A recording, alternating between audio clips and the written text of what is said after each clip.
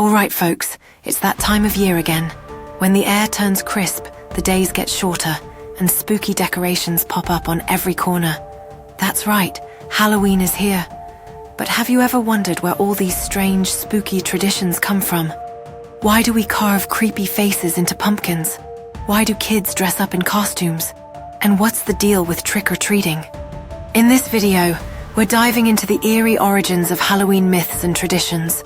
From ancient Celtic festivals to the modern-day spooky spectacle it's become, let's uncover the spooky, surprising, and sometimes weird history of Halloween.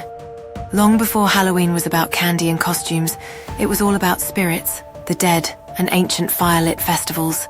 We have to go back to over 2,000 years ago to the Celtic festival of Samhain, pronounced Samhain. Samhain was celebrated on the night of October 31st, marking the end of the harvest and the start of the dark winter months. The Celts believed this was when the boundary between the living and the dead was thinnest, allowing spirits to cross over. They feared these spirits might cause trouble, ruin crops, cause mischief, maybe even possess the living. So what did they do to protect themselves? They lit huge bonfires to scare away the spirits and wore costumes to confuse any ghostly visitors.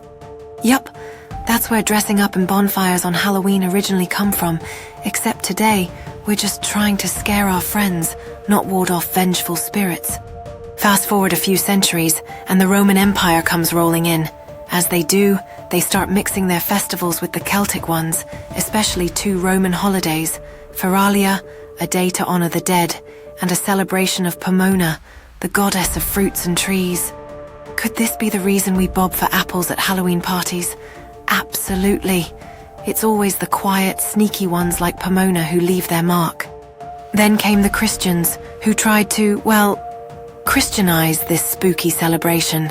In the 8th century, Pope Gregory III moved All Saints' Day to November 1st, making October 31st All Hallows' Eve.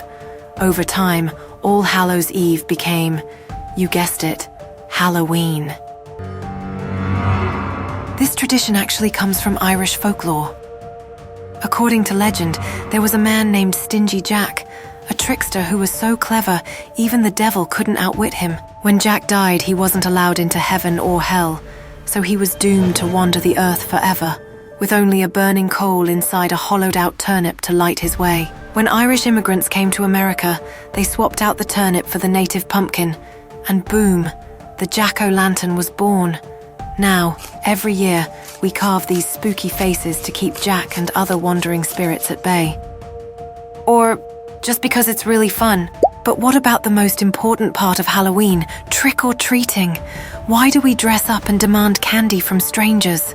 Believe it or not, this tradition has a mix of origins. In medieval England, poor people would go souling on All Hallows' Eve, offering prayers for the dead in exchange for food, usually soul cakes. A few centuries later, in Scotland and Ireland, people would go guising, dressing up in costumes and performing tricks or songs in exchange for food or coins. Basically, trick-or-treating was a mashup of these old traditions, and it didn't even take off in the US until the early 20th century. Now, it's an unstoppable candy-fueled frenzy. We've got to talk about some of the Halloween myths and superstitions. Cats, for example, have been linked to witchcraft since the Middle Ages, when people believed witches could transform into cats and sneak around undetected. Is it true? Probably not. But better safe than sorry, right? And of course, there's the belief that Halloween is the night when ghosts and spirits are closest to our world. It's why so many people associate it with haunted houses, seances, and spooky stories. So there you have it. Halloween may be a fun-filled night of candy and costumes today, but its roots run deep into ancient history, packed with spooky myths, fascinating traditions, and a whole lot of firelit festivals. Whether you're carving a pumpkin, dressing up as a zombie, or telling ghost stories, you're part of a centuries-old tradition that's evolved over time. How cool is that?